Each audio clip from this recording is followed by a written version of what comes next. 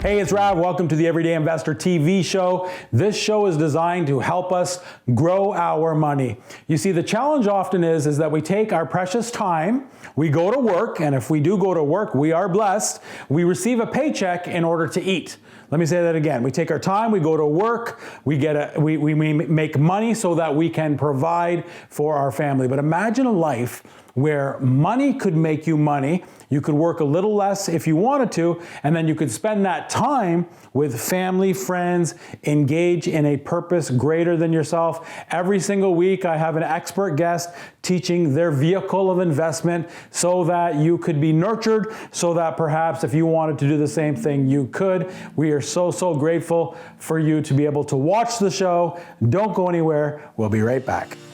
Coming up, we're talking to Sasha Cucuz, and he's teaching us how we can make money investing in land development.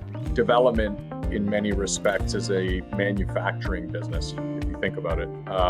You have a raw material, and that's land. You have inputs, that being your, sales and marketing, your construction and development, and all those things. And at the end of the day, you're producing a home for somebody to buy, and you make your profit on that margin. Did you know that if you're selling your home or investment property, one of our preferred agent partners will sell it for you for free? That's right, zero commission. Head over to our website, everydayinvestor.com, and find out more. Do you love private lending, but are starting to feel like the passive side of it isn't as passive as it once was? Is running for bank drafts, wires, and constantly picking new deals taking the passiveness out of your passive investment? The CapCap Mortgage Trust has a lending solution for you. In our fund model, we allow you to invest across a pool of diversified mortgages, generating stable returns in a set it and forget it model. If this is the type of solution you have been looking for your private lending, make sure to reach out to myself and the CapCap team so we can help you. Hey, it's Rav. A few years ago, I learned how to trade stock options by taking the Theta trading course. My son, my friends, myself, all of us benefited immensely by applying their strategies, and I want you to have that same benefit by taking their course as well. I'm not receiving any monetary benefit whatsoever by telling you this. It's just that, as you know, I believe that knowledge mitigates risk. Visit their site to find out more.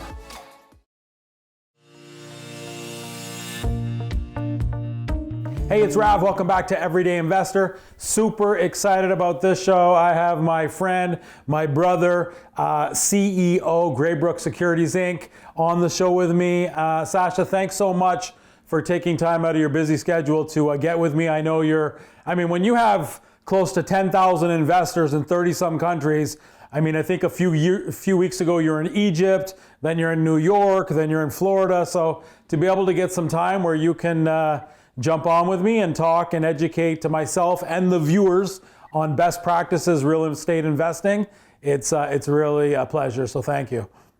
No, you're welcome. I've been logging the air miles, but I'll always make time for you, for sure. Thank you. And of course, I joined you guys as a colleague, kind of business development, bring some exposure, because I'm an investor. And I think 10 different deals, and it's been just really a great ride and great returns. And my wife and kids thank you and Peter and tremendously. So it's wonderful to be involved, and because I'm involved, I want to bring exposure as much as I can.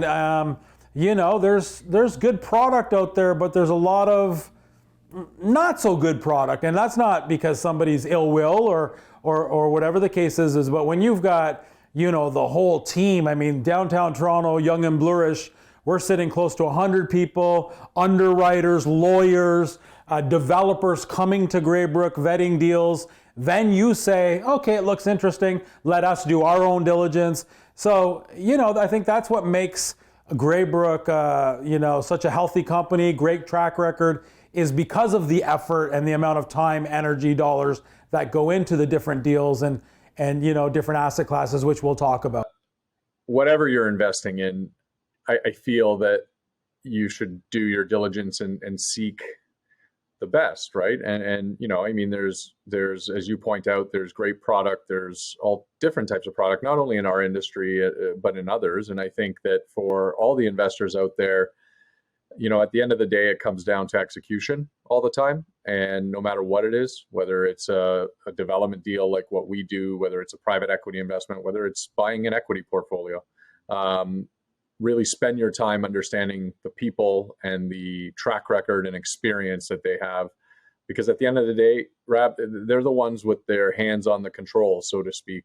So it's like when you're flying a plane, you better trust the pilot. And I think that that's an important thing and something that we certainly take very seriously with the team that we build and all of the people that we're fortunate enough to have working here and for our investors every day. No, and honestly, it's a great analogy. I mean, me and you talk as young as you look. Sometimes as you get older, there's a little apprehension in flying. It would be nice to be able to teletransport to places because they're usually, I say always, I don't think I've ever been on a flight where there hasn't been turbulence.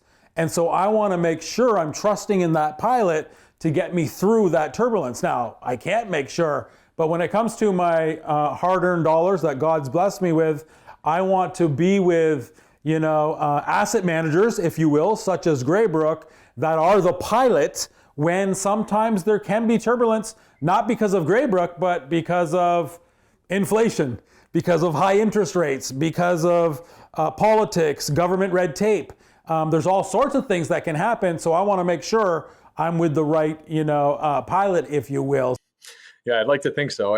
You I think draw a really great point. I was recently giving a presentation that was market oriented. Obviously in the current market we're living through many of the variables that you've mentioned. And sometimes when you look backward, people forget some of the specifics of any given time. And there's always some sort of volatility. There's always some sort of issue you're dealing with. It's very rarely that a business plan executes to a T. So I think one thing I've learned throughout the course of my career is that this presentation I was giving was a little of a forecasting exercise where people were asking me what I think about economic direction and sort of our housing market. And I preface everything by saying, it's a forecast. Nobody has a crystal ball. But what I can guarantee you is that the people sitting around the table, when the future does come, whatever those conditions are, we will have the right equipment to make good decisions. And that equipment, as I call it, consists of people, it consists of processes, it consists of discipline in the way we use information, the way we gather information. And there's never a perfect recipe, unfortunately, because the world changes very rapidly. What we thought we knew back 10 years ago when we were buying an investment and going through an approvals process, for example, changed many times over the course of years, right? And then what you take is all of that accumulated experience. And that's where it does help a lot to have over 100 developments that are current, because they're all at various stages and they're in various geographies and they're various products, right? High rise, low rise, and everything in between. So it's a wealth of information and lived experience. So you're not relying necessarily just on data that you're reading in a report. You're taking real-time experience and data and applying it to every decision you make. So while I can't sit here and try to predict what sort of circumstances we'll be dealing with a year from now, 3 years from now, 5 years from now, we do think we have a great thesis with the macro that we invest in. We pick markets that have really, really strong fundamentals that aren't easily disrupted. And then whatever those conditions are down the road, I feel like we have the right horsepower around the table to make good decisions that benefit our investors and protect them in certain cases. Yeah, I came aboard 10, 15 years ago, and what I love is the predictability. Your guys' relationships with developers is the same. I mean, you've met a few more or invited a few more, if you will, but pretty much you play with the big boys. It's the same predictability. Was gonna ask you the question throughout the show, but our returns, projected of conservative returns of 20% annualized, and here's how we do it. And so on one hand, we've grown like a weed. On the other hand, there's I can invest, people, my friends, family invest because they've known now for a long time. And those that are just getting to know you now, 5 years from now, it's gonna, I mean, don't get me wrong, we're building in, Miami, the tallest tower south of Manhattan. There's all sorts of sexy things going on, but generally speaking, it's buying land, developing, making the same returns that the billionaire developers make, and little old Rav and friends gets to enjoy and benefit into that. So that's what I love about it, to be honest. Yeah, the core of our business strategy and investment strategy hasn't changed. Development in many respects is a manufacturing business. If you think about it, you have a raw material, and that's land. You have inputs, that being your, sales and marketing, your construction and development, and all those things. And at the end of the day, you're producing a home for somebody to buy, and you make your profit on that margin. What I think I've learned, and as we've grown as a business, it's not about any one type of housing, right? In the markets that we choose, and I always talk about strong fundamentals, what makes them fundamentally strong is the diverse housing requirement. Because generally these markets have a high amount of growth, whether that be from immigration or migration or just general population growth. And that comes in all sorts of forms, right? It comes large families, small families, single people, married people, and different demographics and different snack brackets as it relates to affordability. So many markets require everything from the most luxurious accommodation to the most basic accommodation. And at the end of the day, for communities to thrive, you need to be able to produce, as a development community, all of these forms of housing.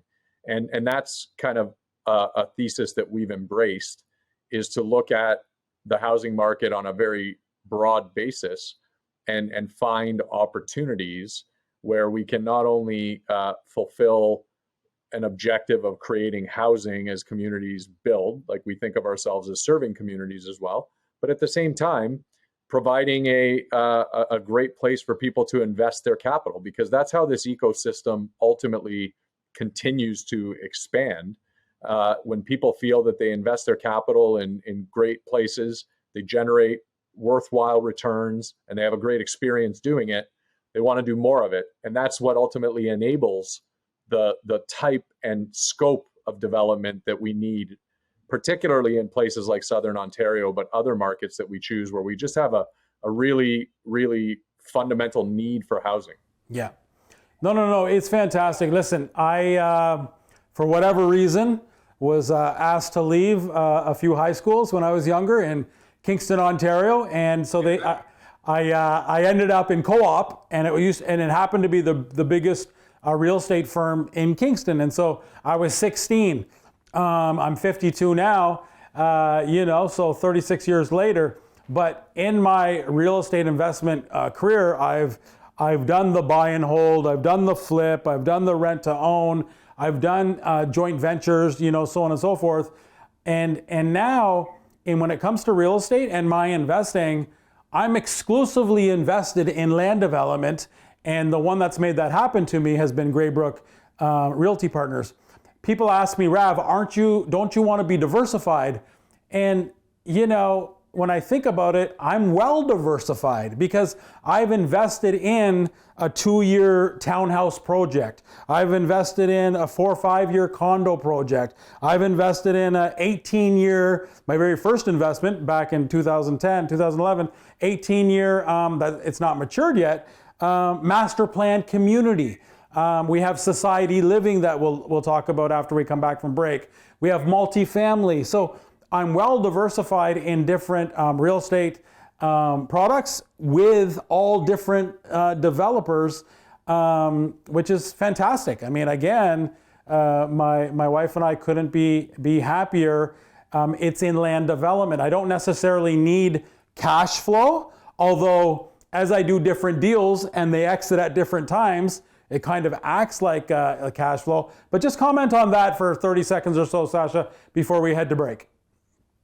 Yeah, I think it's important for us the first thing we do when we work with new investors or prospective investors is we get to know them and understand what their investment objectives are and what their risk tolerances are, what their needs for liquidity are, right? And once we've kind of zeroed in on what amount of their portfolio should be invested in strategies like ours, what we try to do is, to your point, diversify them throughout that strategy. It's not about any one project.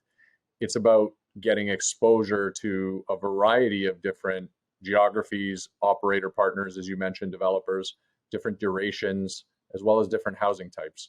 And I think, a little earlier on, we just talked about the fact that we have such diverse housing needs and they're up and down the continuum, right? So what that means is that very rarely do you deal with conditions that affect them all equally, right?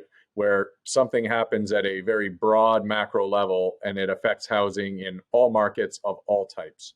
A good example would be, for example, what we're living through right now, which is higher interest rates, which constrains affordability, particularly in expensive markets like Toronto and Vancouver in Canada, as well as some of our larger US markets. And what you tend to find is that the more affordable housing types tend to still have a lot of stability in their price and velocity of sales, whereas the less affordable housing types tend to have a little more elasticity, right? So now you're getting diversification just by virtue of the fact that you're up and down the continuum of affordability. And then to further make the point is at the ultra luxury end of the spectrum, where people are buying, $5, $10, $15 million penthouses or more, they're oftentimes not even interest rate dependent, right? So it's just a very different market. So one can achieve an appropriate amount of diversity within this strategy, and that's something that we can help people do. Absolutely. I love it. We're talking to my good friend, Sasha Cucuz. Don't go anywhere. We'll be right back.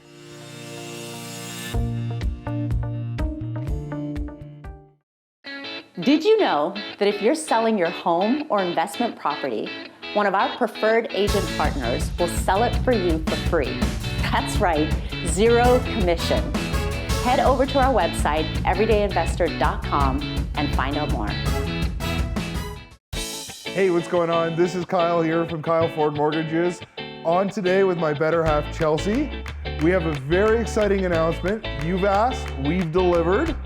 We have a really exciting event, so mark your calendars, June 9th to 12th. We have networking, mastermind, some awesome content. We have a pool party, a beach party, a black tie gala. We've got it all, and you can rent your very own cottage or have an awesome room at the Kiwi Motel. If you're looking for all things real estate, whether it's short-term rentals, long-term rentals, private lending, creative financing, whatever it may be, not only great content, but great people, good times. You absolutely do not want to miss this. Make sure you check out the link. Now, when I show up on Everyday Investor, it means there's a condo deal to be had. Now, what if I told you I had condos in a 50-story tower by a AAA developer starting in the 400s, and not in Hamilton, but right here in Toronto, next to a major transit hub? Too good to be true? It's not. Kipling Station Condos, 50 stories, next to the Kipling Transit Hub, brought to you by CentreCore. Reach out and let's place you in this fantastic opportunity.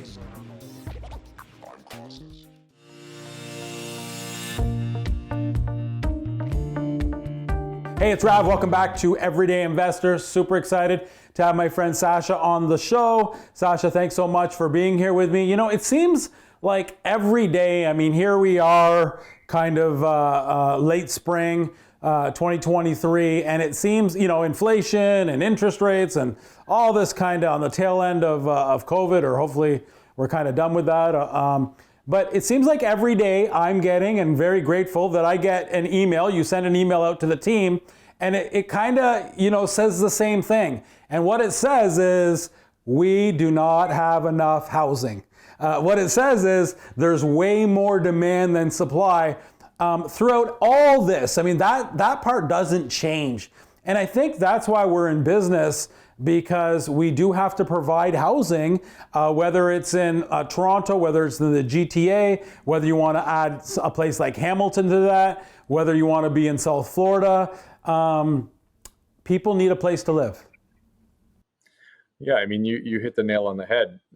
Obviously, and you know this given our relationship, but we have an incredibly complex business, and we spend a lot of time in models and underwriting and forecasting and everything. But sometimes I like to take that a step back and really assess one of the most critical decisions we make, which is market selection, and what are the things that matter the most. You just outlined it. I mean, when you look at some of the characteristics, for example, of Southern Ontario, we'll broaden it out. You know, GTA is one part of it, Southern Ontario is another part of it. We're seeing a little bit of it today. You know, we've gone through a period of time where we've had record, not only record in number of interest rate increases, but their speed, which has caused people to have to kind of step back and readjust and reassess.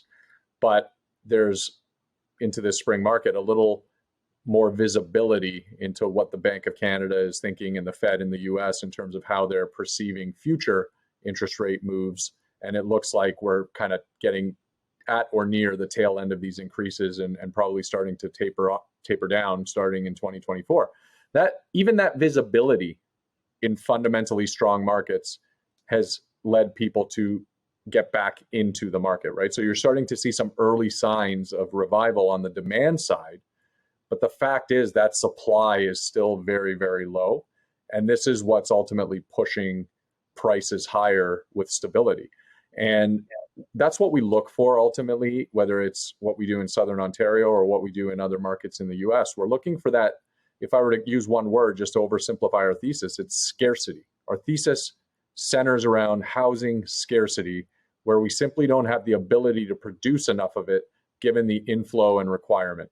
And generally speaking, over time, you will experience volatility that is brought upon by conditions that are outside of anybody's control, whether that be a pandemic, whether that be the policy response to a pandemic.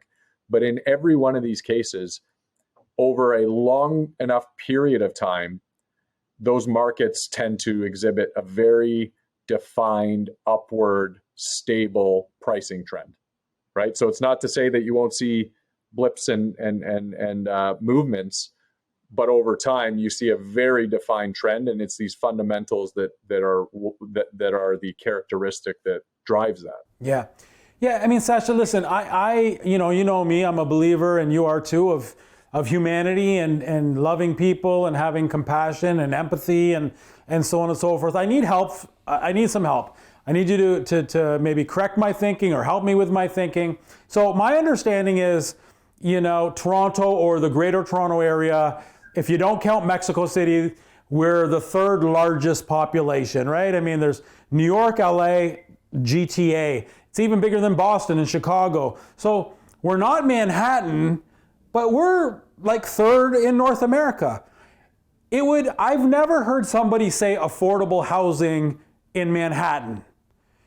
So what are we trying to do, or is the government trying to do? Are they trying to do the impossible? Like, I don't want to kick grandma out of Toronto, but somebody new coming in to Manhattan, it's not going to work. And so why are we trying to do that in Toronto? Why are we trying to make affordable housing for the new, the immigrant coming in, as opposed to moving up where our transit goes all the way to a Barrie or to a Hamilton or to a Durham? Like, just help me with my thinking a little bit. When I hear trying to create affordable housing in Toronto where people are trying to get in below market, why would a developer even want to develop? So I'm a little bit lost there. Me and my wife were having this conversation the other day, and so I know the viewers are as well. So just touch on that. Again, with all sensitivities, and I want to have compassion and so on and so forth, but I just can't see affordable housing in Manhattan. Yeah, I mean, I think from my perspective, taking a half a step back, I feel that for a city to function optimally, we have to find solutions for both affordable housing and housing affordability. And these are two different things. Affordable housing is a very prescribed level of housing attainability that is very defined in legislation, which is meant to sort of cater, in some cities they call it workforce housing. Beyond that, the general population always grapples with housing affordability, right? At any level. It's what are my means and what can I achieve with the means that I have? And as cities grow, as cities become more desirable, they attract more attention. And as a result of that, of course, price tends to follow it. I think where it is important to make sure that we have the cities that function the way that we need them, you need to have all different types of housing options because you have all different types of vocations, right? You have everybody from the CEO of a company to people working in the services industry and the trades. One solution, as you mentioned, is to live peripheral to cities like Toronto. And that, I think, has been a great option for some new Canadians in particular, or people that are sort of priced out of the Toronto market. But at the same time, I do think that we need a part of our housing stock to be able to achieve housing for sort of lower income demographics within the city. Now, there are ways to do this, and it's not just a private sector solution, because as you pointed out, there are economic realities to development, and it's not just the developer wanting to make more or less money. I mean, any private enterprise wants to make more money than not, but at the same time, there are realities to what lenders require in terms of project profitability. There are realities to what the equity is expecting in terms of a return for the risk that they're taking. All this needs to be taken into consideration. And I think there is a solution somewhere out there where, in partnership with the private sector, the public sector bears some responsibility in being able to come with innovative ways to reduce the expense that some developers may incur in certain cases that allow us to decrease the overall price of housing without compromising, again, what a lender requires, what an equity investor requires, and even what the municipalities require in order to fund their infrastructure. There are solutions in there for a percentage of the housing stock. But I think at the end of the day, you pointed it out, I think, very appropriately. As transit infrastructure improves, as generally our transportation infrastructure improves, Toronto is becoming accessible to many peripheral areas. And that provides options for housing affordability for people who might not be able to achieve that in a place like Toronto. And as you pointed out, this is a reality that cities across the world have had to deal with. They're much older than we are, right? So I think, we're seeing kind of the beginnings of this happening in our market here. But ultimately, we have precedent in the New Yorks of the world, the Londons of the world, and other cities like that, where buying a 600 square foot condominium is going to cost you $2.5 or $3 million. And that's just not achievable by everybody. Having said that, there is legislation in place to help create enough rental capacity and other ways that people can access the market, maybe not through ownership, but renting where they stay. And that's something that we're looking at here in Toronto as well. But again, you said it well. Southern Ontario, or what used to be Toronto, is now the GTA, which is the Greater Toronto Area for those viewers that are not from the region. It's now become the GTHA, which is the Greater Toronto and Hamilton Metro. You're talking about a very large and thriving metro that's now becoming very interconnected, providing housing options for all different demographics. But thank you. I really appreciate those words, and it's very, very helpful. Sasha, time flies when we're being nurtured, having fun. I thank you so much for being on the show, and we'll have you back again in a short few months. Thank you so much. Can't wait. My pleasure. Yeah. And thank you guys for watching. Without you, we would not have a show. Make sure you go to everydayinvestor.com, sign up so you can get this show delivered right into your inbox. You can also watch it again. It's kind of like on demand. Until then, we'll see you next week. Same place, same time. Honey, I love you. I'll be home soon. Bye, everyone.